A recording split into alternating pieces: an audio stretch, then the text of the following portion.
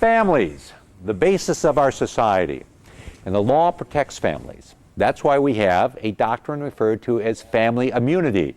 And basically what family immunity provides is that family members cannot sue each other. As an example, a parent can't sue a child and a child can't sue a parent.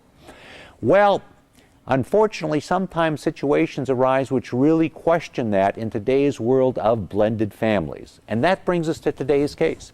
Today's case involves a situation in Tennessee.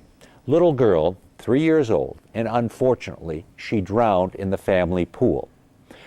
Fellow looking after her at the time was her stepfather. When Mom became aware of the fact that little girl died, and when little girl's biological father became aware of the fact that she died, they brought claim against stepfather, saying, "You're responsible, you weren't properly looking after her." He said, no, you can't bring that claim because I am immune to suit under the family immunity law. I am her stepfather.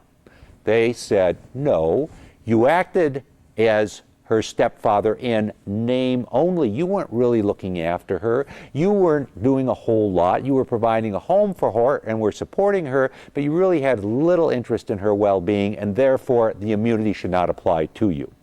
Well, it went forward. And the court looked at this and said, well, that is a very legitimate argument, especially when it looked at the evidence. It looked at the evidence as to what this man was doing, the stepfather, and looking after the little girl, not only in this incident, but generally for the period of time that he had been her stepfather, and said, hey, fella, you may not have been looking after this little girl as a father, and if you aren't acting as a father, you don't get family immunity. And the court allowed the suit to go forward.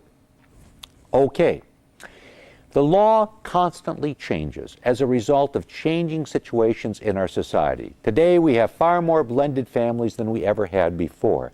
And the law has to deal with that in ways that was really unanticipated 50, 100 years ago. The law changes.